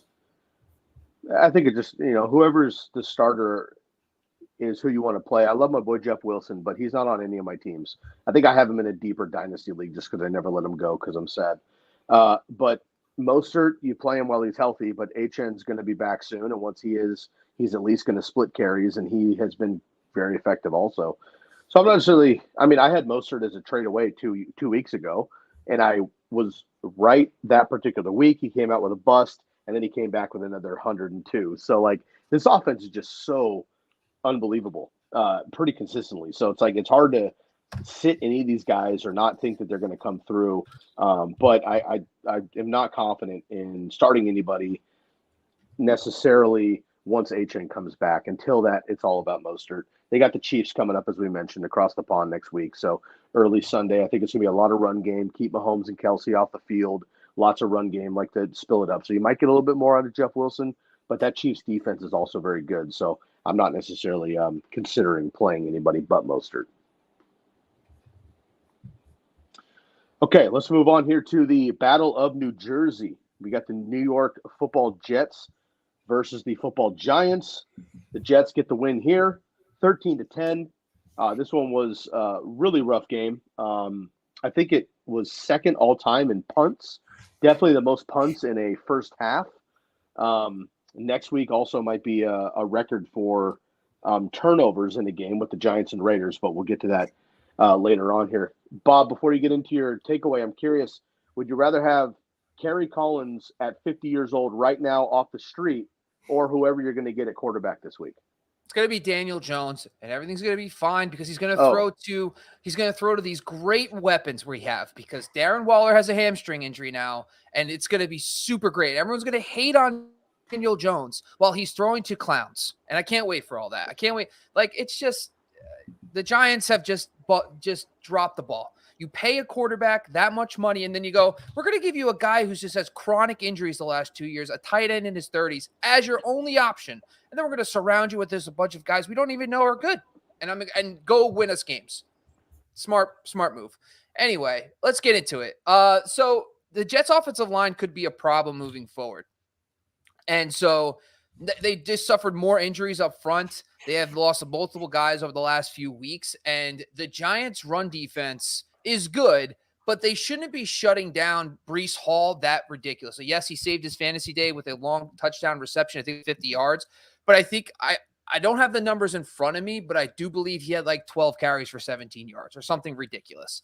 So this could be a huge problem. They also gave up 4 sacks to the Giants, 5 to the Eagles the previous week, and 4 to the Broncos the week before that. So this could be notable. This week they get the Chargers. So I do like the Chargers a lot as a streamer defense, a team that's also improving a little bit against the run. And that's the only way the Jets are really beating you right now. So I like that. Then they have the Raiders, Bills, and Dolphins. So maybe notable streamers there. What's your thoughts, Derek? Did you have any player takeaways from this matchup? Yeah, I do. And, guys, we saw NFL history on Sunday. And I'm not talking about A.J. Brown's 6th game in a row at 125 plus yards. We saw a quarterback who played 2/3 of his team's snaps, threw for -1 yards, and almost led his team to victory. Amazing. Isn't that something? Amazing. I hate everything. That's all I got. That's all I got from this game. That was a terrible game to watch. That's all I got. Hopefully, once they get Hakeem Nicks and Amani Tuber healthy, I think that the wide receiver core is going to be much more doable. I think you're going to be just fine. Get Victor Cruz off the bench, you're going to be all right. Now, Darren Waller is somebody I've stood up for quite a while. With an injury, though, and everything going on with the Giants, I am trying to cut bait anywhere I can. The unfortunate part is that I just can't because nobody trusts him. He's blown up one game, and it was barely a blow-up. 22 fantasy points, which is nice, obviously, with the tight end. He was tight end 2 on that game. Other than that, he has 2 other top 10 finishes, and then he's about 20s, mid-20s otherwise. Can't have that. So I would straight up, I know this might sound crazy, I'm a Taysom Hill believer. I would straight up swap Taysom Hill or Darren Waller for Taysom Hill, ride it out to the bye, start streaming. Matt already brought it up earlier, Trey McBride. If I can go pick him up instead, I'm dropping Darren Waller. I would be willing to do that personally, or I'm looking to trade for him. So Darren Waller, unfortunately, is somebody I'm looking to trade away. He's got his own injury. I don't trust the Giants regardless of what it is, even with Daniel Jones coming back. We haven't seen Darren Waller and Saquon on the field much at all this season together, so hopefully it's a little bit better in general, but I am concerned about that team in general. So Darren Waller is somebody I'm moving away from. Gentlemen, I got a couple more questions here before we round out. Daniel's back. Matt, I'm going to go directly to you for the next couple of questions here. How do you rank these waiver tight ends? Taysom Hill, McBride, Njoku, and Ferguson. I switch Njoku and Ferguson. That's it. Okay. So we're going to go Taysom Hill, McBride, Ferguson. I'm just going to throw an added caution on McBride. We don't know who's throwing him the ball this week. Facing the Cleveland defense, which is number 1 against tight ends, I think you got to put Njoku just ahead of McBride in my case. Okay. Cleveland Browns are the second best team against the tight ends in general. AJ's back here. Quite the conundrum in the 14-teamer. We lost Aaron Rodgers early. He's been forced to start Love. Do you guys like Bryce Young or Levis? Would it be better to considerations moving forward? So, Matt, again, looking on the waivers for quarterback, how did you feel about 4 touchdowns from Will Levis in his debut? I'd say the chick that broke up with him is probably hitting him in his DMs or text messages right now. God, such a good meme, dude. Nice. Yeah. Whoopsies. I would. This is really disgusting. These 3 quarterbacks are your options. I would simply use the analytics. 14-team league. So, yeah, I would go with whatever defense is the worst against quarterbacks. I would simply go to Yahoo and look for the green number, right? Or look at the Razzball info and try to find the best quarterback versus defensive, right? The slot versus wide. Go look at that info, and whatever wide receivers are showing up the best, I would play that quarterback and really not try to do. I wouldn't try to overthink it. I would just use the numbers that are out there and hope for the best. Right now, none of them are really good options. I think Levis could have, he may never throw another touchdown again in the NFL. You never know. But Nuke Hopkins is a good receiver. He's got 2 pretty decent running backs in Tennessee, but they're not a really good football team. So I would go with whatever quarterback, again, I'll say it for the 3rd time, has the best matchup on paper. We have on the spot breaking news analysis here from Daniel. Did y'all see the picture of her IG story? She was watching the game. So, Matt, she is still keeping tabs on Levis, which is great. We'd love to see that. Thank you, Daniel, for letting us know. Bryce Young it is, since he has the Colts and the Bears coming up. Yeah, you got to play matchups, especially during the bye weeks. Appreciate that. I All right, wonder if boys, we can get her on the show. You think she could Yeah. make a quint box with us maybe on Sunday? Yeah. I'll just I'll give her a call. We'll see what we can do. Cool. All right, we got Jacksonville Jaguars versus the Pittsburgh Steelers. Jaguars sneak away 20-10 in this one here. I'll just jump the gun quick because I have two of them, so I'll save one for later as well. Trevor Lawrence is a trade away. If you do have a plethora of quarterbacks, right now he is somebody that is not in the upper echelon, and I think that we think of him that way because he should be that way. And either it's the wide receivers or it's him bogging each other down. Either way, I have not been very impressed. First of all, he's only attempting about 30 passes per game, and he's completing about 20 of those. He has not been over 300 yards since week 5, and he's only done that once on the season. He's thrown for 2 touchdowns just twice this season, and he hasn't done that since week 6. He has been a top 15 quarterback, but I feel like we're treating him as a top, 10 to 12. So if you can upgrade it all from Trevor Lawrence, I would look to do that with more of a rushing quarterback potentially down the stretch here. Bob, what's your takeaway in this one? Yeah, it's when I was looking at the Jaguars' elite run defense, we talked a little bit about the pass catching issues that the defense has. Like pass catching running backs go off against them. But which way am I? Oh, wow, they're both gone. There we go.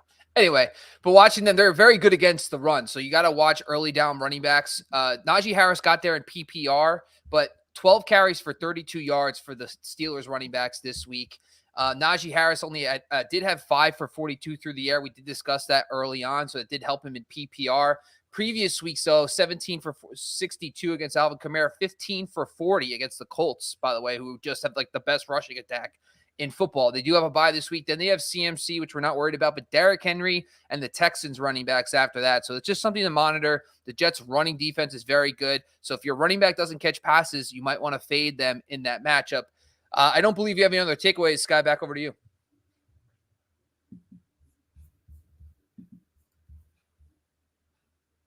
And you're on mute.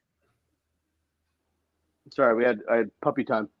I'm going to go with Deontay Johnson as my trade for candidate. He came out nice, 6 receptions in his first game, completely outpaced, and it looks like it's George Pickens who's getting the number 1 treatment from cornerbacks, which he's the number 1 wide receiver. I think Derek and I were on that early in the season, but what we're seeing is that he's the number 1, not Deontay, but Deontay is incredibly talented, obviously, and healthy finally. So it's still Pickett or Trubisky now, and it's still the Pittsburgh offense. But in PPR leagues, we have these guys that just soak up targets. And my good friend Lucas Kaser used to always tell me, even if it's not pretty, you need the Julian Edelman points. You need somebody that's just going to get you 13 fantasy points every week as your wide receiver 3 or your flex, like a PPR machine. Deontay Johnson's that guy. I can't imagine he's going to cost you very much. There's a lot of wide receivers on bye this week with the Jaguars, the 49ers, the Lions, and the Denver Broncos all on bye. Go get Deontay Johnson for cheap. And if I can just make a quick plug for George Pickens this week, he beat the Titans out wide. George Pickens is in line for a huge game on Thursday night. That's my prediction. Love that. Cincinnati Bengals take care of the 49ers. Unfortunately, my Niners dropped their 3rd straight.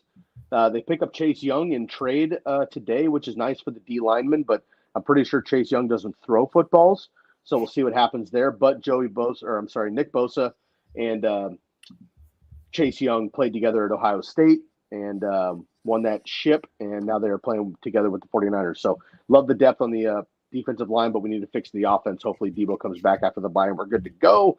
But the Bengals are looking nice, 31-17. Bob, takeaway? Yeah, start your tight ends versus that Cincy defense. We just saw George Kittle, 9 catches for 149 yards. Previous weeks, the Cardinals tight ends, 6 for 49 and 1. The Titans tight ends, 5 for 59 and 1. Hit Tyler Higbee, 5 for 71. Mark Andrews, 5 for 45 and 1. So it's been a lot of good production, even from teams who don't have a notable tight end. Now, this week they have Dalton Kincaid. If you got him on waivers off that big game, keep rolling with him. He's got a good matchup in this one. Then it's Dalton Schultz and the Texans, Ravens, and then Steelers as well. Derek, any player takeaways on your end? Yeah, Sky mentioned Brock Purdy coming off of his career high yardage, 365 yards versus the Bengals, only on 31 attempts. But the stat that really sticks out to me, 5 interceptions in the last 3 games. Quick quiz, first 5 games of the year, how many interceptions? None. 0 Yeah. in 5 games. He's at 5 in the last 3. So, yeah, is that concerning? It certainly is.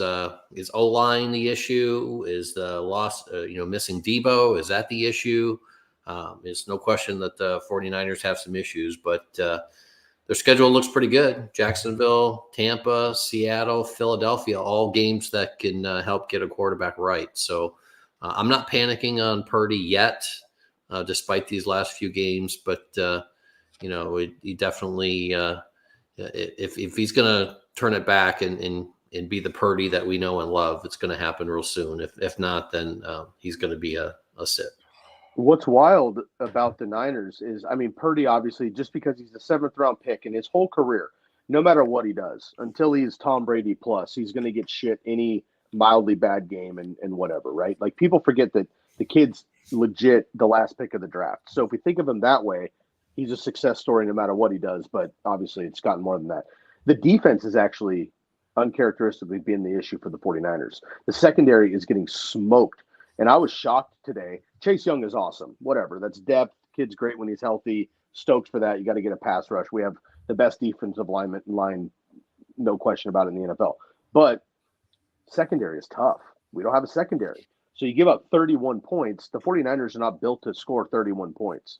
Missed a field goal to lose to the Browns, and the other one was a late pick to the Vikings when we were driving. So we're a couple plays away from not losing those games. I'm not making excuses for the Niners, but I think they're going to be just fine coming out of the bye. But Brock Purdy was a sell for me last week, trying to get ahead of this. So unfortunately, we'll see that coming into the bye. But Debo will be back in Week 10. Hopefully, Trent Williams will be as well. Let's move on to the Cleveland Browns and the Seattle Seahawks. Seattle sneaks away with this one somehow, 24-20. Browns should have actually won this game up in Seattle here. And now the Seattle Seahawks are in the top at the NFC West. NFC West, the Seattle Seahawks are on top of the 49ers now, 24-20 over the Browns. Go ahead, Bob.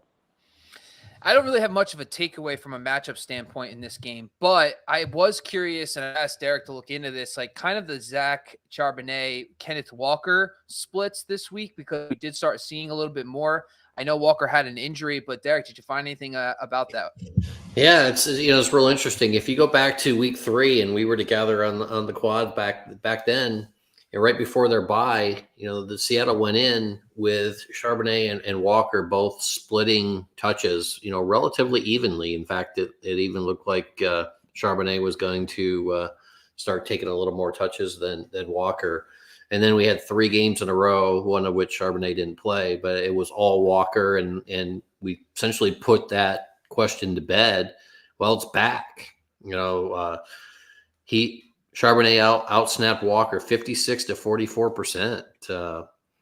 Essentially, touches were almost split evenly, and they had relatively similar, fantasy games comparatively. So, yeah, I think this backfield, whether it's because of Walker's injury, or if it's just trying to save him or trying to bring Charbonnet along, with the rookie, but this backfield we thought was figured out, and now it, for fantasy purposes, now it's a question mark again. Do we, Sky? Do you think Walker is a trade away or a trade for, or for Charbonnet, and for that matter as well? Yeah, I definitely want to pick up Charbonnet if I can. I just don't think you have to trade for him. Probably readily available. I'll let Matt talk about the waiver here in a second, but Ken Walker's actually a buy for me. And if I could go like Gus Edwards, who's riding high, for Kenneth Walker, who's rolling low right now, if I could make that trade, I would absolutely do it across the board. Unfortunately, obviously, Ken Walker is trending in the wrong direction. I don't love that. 11 and 7 fantasy points in the last couple of weeks. We know he doesn't catch the ball very much, but he was nursing an injury coming out of the bye, and they've kind of been slowly working him in, and Charbonnet's been working out. But coming out, he's got Baltimore, who surprisingly you can run against, Washington, who just traded away their best 2 defensive linemen. Then you have the Rams and the 49ers, right, coming up in the next month. Those are 3 at least plus matchups there for the Seahawks, and I like it a lot if I can get that number 1 running back. Even if it's like a 70-30 split, we know what Ken Walker's capable of. He scored 6 touchdowns on the year so far, but he hasn't scored in the last 2 weeks. And I think that's a buy low opportunity. So for me, Ken Walker is somebody I want to acquire if I can. Matt, is there anybody else in this contest that maybe we can look at for waivers? I think now is the last chance you're going to have to get JSN. 2 weeks in a row he scored. He's looked really good. They've involved him more in the offense, and so I think that's the guy that if he's still available on your wire, you find a way to add him. Love that. That is my guy. Let's move on here. We got a couple games left. We got Atlanta Falcons and the Tennessee Titans. Tennessee gets the win 28-23. Will Levis, first start, rookie debut here. 4 touchdowns, 3 bombs to DeAndre Hopkins somehow. I'm not sure that keeps up, but it was great to see both those guys blow up here. Bob, what's your takeaway in this one? So on the surface, it's not going to look like this, but start your interior wide receivers, guys who get snaps in the slot versus the Atlanta Falcons, okay? Now, the guys that went off, Hopkins, etc., they're normally outside guys, but they, in the slot this week, went 4 for 108 yards and 2 touchdowns. So a lot of their production came in the slot. One of the long touchdowns Hopkins had was in the slot too. But this is not just this week. The Titans don't have a notable slot guy, but here's the slot guys. Curtis Samuel, 4 for 42 and 1. Christian Kirk, 8 for 84. Amon-Ra, of course, always Amon-Ra, 9 for 102. So every time there's a good slot guy, and a lot of it has to do with the fact that they have very good outside corners. So play your slot guys here. Now the Vikings, Cardinals, then they have a bye, then they have the Saints. Now, not a lot of notable names there that you could really pick into this. Rondell Moore, maybe. But Chris Olave plays a lot of snaps in the slot this season. He would be a name to monitor in that matchup and play. But, Derek, any thoughts from a player perspective from this matchup? Yeah, earlier we talked a little bit briefly about Will Levis and his ex-girlfriend. But, we'll see him again on Thursday night in Pittsburgh. And his path is actually pretty clear. He comes out and has even a respectable game, I think he becomes the Titans starting quarterback. Do they really have a need to go back to Tannehill, when he comes back from his injury, or do they move on? I think they move on personally, if he's respectable. And, we had a question earlier, stash him, if you can. There's no harm there. Again, he's probably not going to start him at Pittsburgh Thursday night, but take the shackles off if he has a pretty good game. He's got weapons there, which we saw. Hopkins has been fairly irrelevant all year, and he had one good game, but Levis put the ball where it needed to be to get Hopkins into the end zone. So if he can continue to do that, then he's going to be I think a fantasy relevant quarterback moving forward. Did anybody watch that game closely? Because that's the one game I didn't get to watch at the 1 o'clock window. What'd you think of it? Was it fluky or was it legit? Absolutely not. It was absolutely legit. And Will Levis came out, I think, with like some of the best tangibles in general. First of all, he's huge. He has a massive arm, and he could play. He just played at a smaller school. I think. I do think he's the real deal. Malik Willis obviously isn't it. And Derek's right. Why would you go back to Ryan Tannehill? You've tried that, and he's okay, but he's not the future. So I agree there as well. Matt, is there anybody we should be looking at on waivers? Taylor Heineke, but Arthur Smith will find a way to screw it up. So I'll buy it every Falcons player. If they announce Taylor Heineke's the starter, I'll buy it everybody. Let's go. So am I. And I'm going to buy Kyle Pitts and Jonnu Smith and Drake London, and Bijan will probably start getting the ball. Give me some Tyler Algier. It's going to become Brett Favre 2.0, right? The gunslinger. He's just going to be out there throwing the ball. Well, again, if he's allowed to do what Taylor Heineke does, which is just turn your head, look the other way after you've called the play. The guy's just going to go out and have fun. But again, Arthur Smith will find a way to screw this thing up. Yeah. I hope and by the way, did you see the presser after the game? Arthur Smith is not concerned with fans, with fantasy football, with any of that. Right. He spit fire. He's been saying that for a couple of years. Yeah, and he's just a yutz, right? He wants to make a splash with a really neat Jonnu Smith to McCole Pruitt touchdown pass when he should be giving the ball to Bijan Robinson 25 times a game. The irony of this whole thing is that he keeps playing Desmond Ridder. Like, Desmond Ridder is the flashy. He's always got all the intangibles, but he's fumbling the football and not doing talk about a guy who doesn't like fantasy football, doesn't like the fans. He's just a football guy. Well, if that's the truth, then you would be playing Taylor Heineke right now because he gives you the best chance to win. He's not some theoretical upside quarterback. That's the fantasy quarterback. Desmond Ridder, he's got all these intangibles. Taylor Heineke's boring. That's who you should be starting, Arthur Smith, then, if you're all about football and not about fantasy football. He wants to be known as the guy that makes Ridder good. And it's the same way Belichick wants to be the guy that makes Mac Jones good. It's not going to happen for either one of them. Yeah, good call. Well, speaking of rookies that threw 4 touchdowns in their debut, Marcus Mariota started for the Tennessee Titans, beat Jameis Winston. Then he moved over to the Atlanta Falcons following Arthur Smith. Now he is on the Philadelphia Eagles, who we're going to talk about next. And if that's not a professional segue, I don't know what is. 38-31, folks. The Eagles squeak by the Sam Howell #1 fantasy quarterback week as per my call. I literally went through our 2-hour chat on a Sunday and tried to find the comment. I couldn't. Who was asking about Sam Howell or somebody else, and everybody else went for somebody else. And I was like, watch out for Sammy Howell. And somehow it paved out there. But Sam Howell went off in this game, unfortunately, for the Commanders. Philly got another dub because A.J. Brown is just absolutely unstoppable, and Jalen Hurts is as well. 38-31, Bob. Yeah, it's kind of an obvious low-hanging fruit one, but you got to just continue to exploit the outside receivers versus the Washington Commanders. Now they got rid of their pass rush with Sweat and Young. That's probably going to be a matchup you could exploit all off season, rest of season.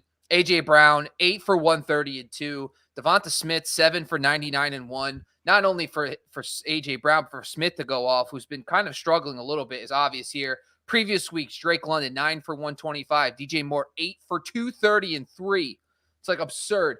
They got the Patriots this week. Kendrick Bourne going down. Are you going to throw the dart at, Devontae Parker? Probably not. He's dealing with an injury as well. Demario Douglas, maybe he gets more work outside. He's a good name to monitor. Then you have the Seahawks. Metcalf and Lockett get right spot. Maybe a buy low window for those guys. Giants and then Cowboys as well. Always going to play CeeDee Lamb when you can, but maybe Brandon Cooks, who's now kind of overpassed Michael Gallup, isn't a viable option. Derek, any player takeaways from this matchup?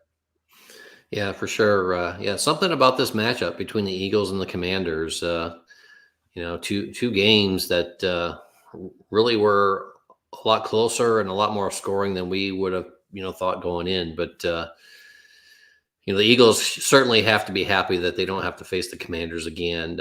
A player, though, on the Eagles who probably wishes they could face the Commanders every week is Devonta Smith. 7 targets, 7 receptions, 99 yards, and a touchdown. I mean, is he back, or is it just the fact that, he plays well against the Commanders? The last time out earlier in the season, he went for 7 for 78. So he's played well against the Commanders, so against many of the other teams. But I tend to be optimistic here. I think good things are on the horizon for him. I went back and looked at, they got Dallas next. I went back to last year and looked at Devonta Smith. 3 touchdowns against the Dallas Cowboys in 2 games last year. So the future is looking bright, I think, for Mr. Smith in Philly. What do you think, Matt? Nothing to add. You guys covered it all. So, yeah, those 2 teams score points against each other. Philadelphia is going to score points against the Cowboys, and the Cowboys are going to score against Philly. So, nothing really to add. You guys covered it. Yeah, Philly gets a big win against Dallas. All right, let's move on here. We got 2 more games to go and a couple more questions as well. We got 30-13. The Chargers show up, do what they got to do, beat a bad team. It's exactly what they should have done the rest of the season. Everybody looks good. Austin Eckler kicks off the game with a huge 60-yard reception for a touchdown, had another one called back. Justin Herbert looked good with that broken finger, and Badger turned into what we thought he was going to be there. Not much from the run game, unfortunately. So there's about 3 different running backs you could have started for Chicago, but that didn't work out either. 30-13. Chargers get a big win here, Bob. Before we get into the takeaway, I just got to say it was brutally painful watching Josh Palmer and DJ Moore now play well, knowing I started them. Anyway, so it's really the biggest takeaway for me to start your pass catching running backs versus Chicago.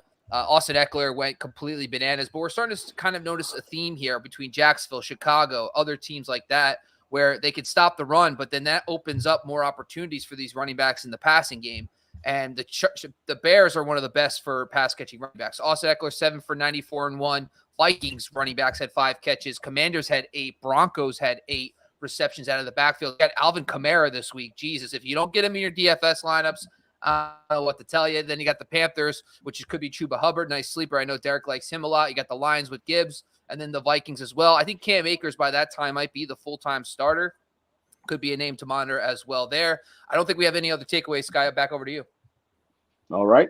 I agree. And I just want to take a quick note on Josh Palmer. I kind of glazed over it. He did go down, which looked like a brutal injury. Started grabbing his knee, thought he might have torn his ACL too.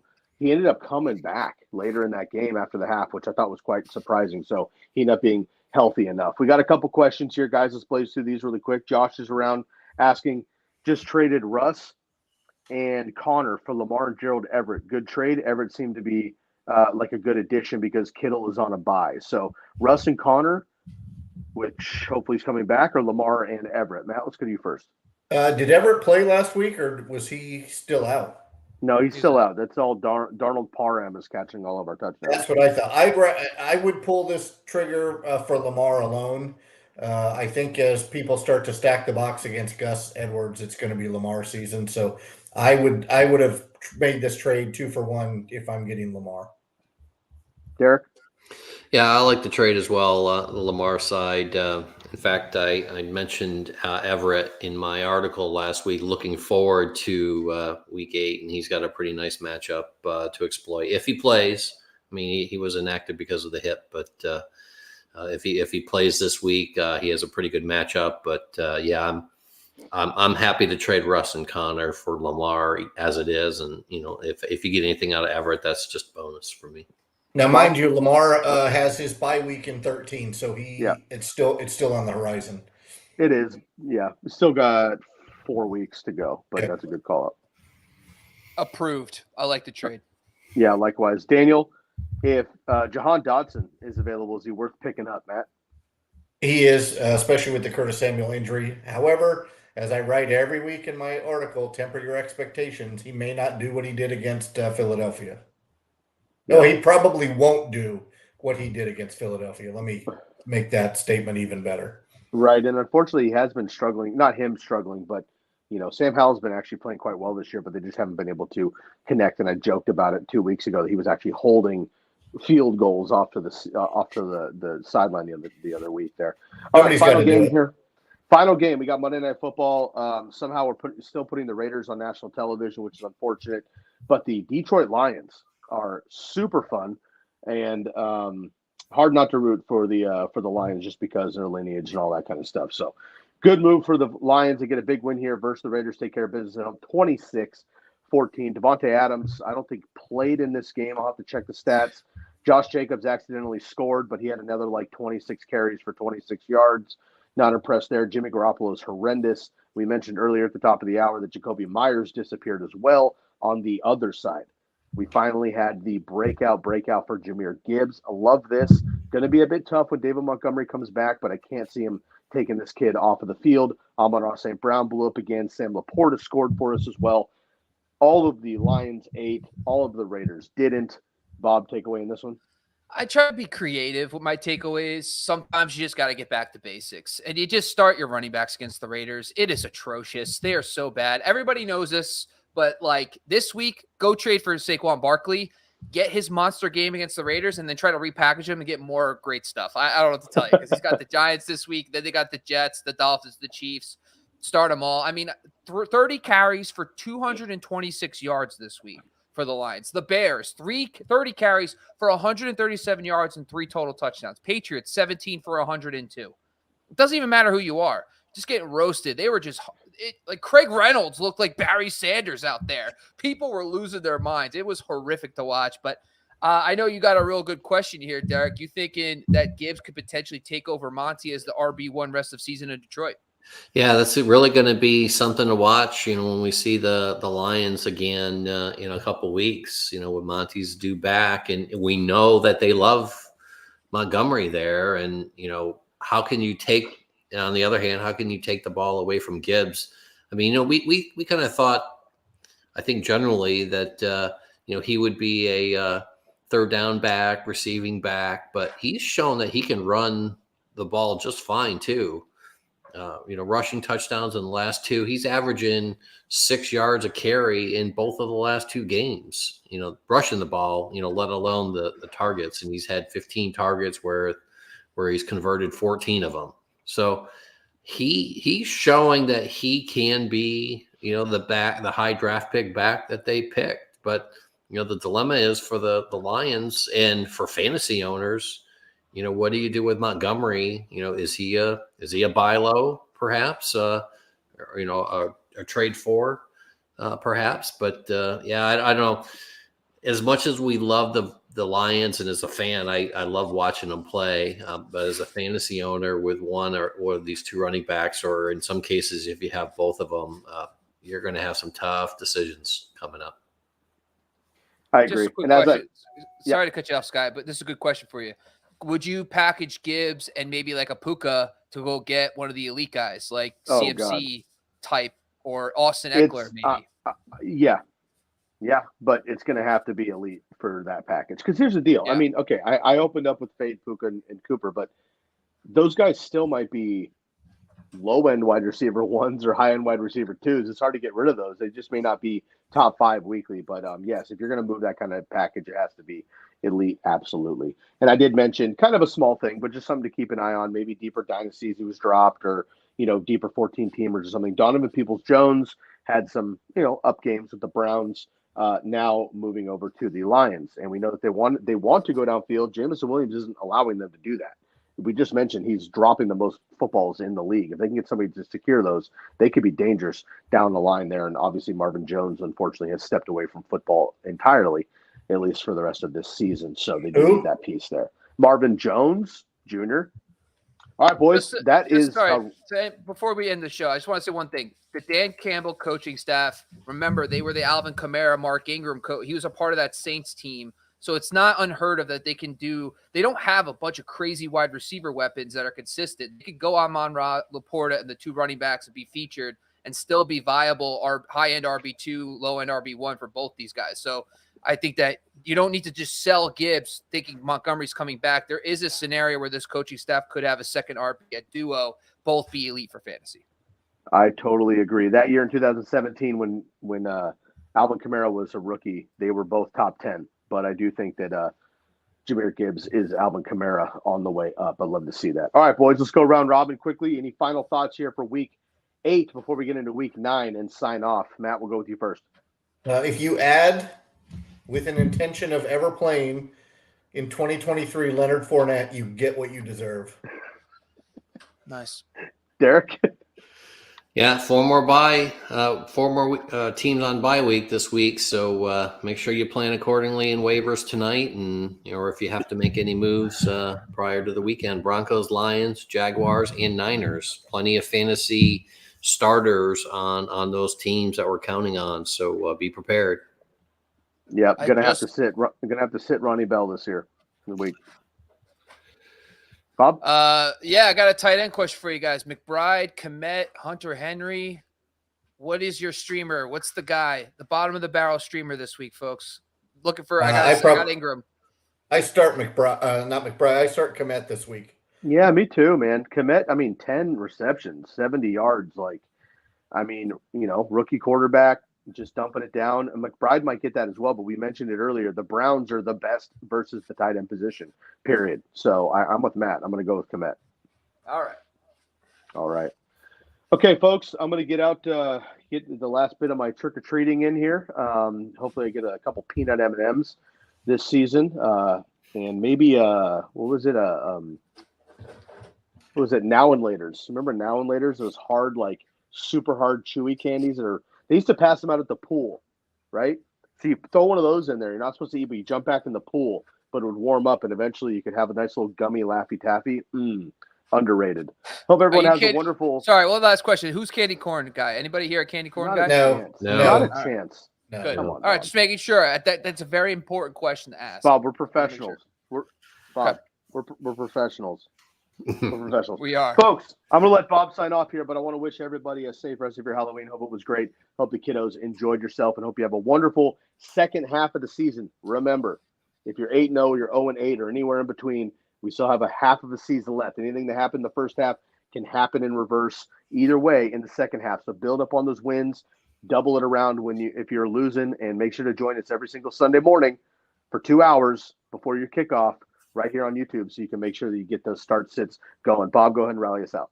Well, Sky already did a great job, folks. If you're not subscribed to our channel and joining us on Sunday Live for 2 hours of just straight fantasy football start sits, we have waiver wire questions during the week. We also bring up weather updates, injury updates, starts, sits, everything you can possibly need up until kickoff every Sunday Live. So join us there as well. Make sure you jump on to IG and TikTok. We have a bunch of content over there as well. But of course, make sure you jump over to football.razzball.com. We're doing great content. All these guys are doing great stuff every single week. We got starts and sits. We got waiver wires, trade targets. We got things you just need to know, folks, on the channel. So make sure you go to football.razzball.com. Thank you for joining us once again. Go follow us across the board. Derek Favret, Sky Gawasco, Matthew Styles, and Bobby Lamarco. Twitter handles on the screen. Thank you for joining once again.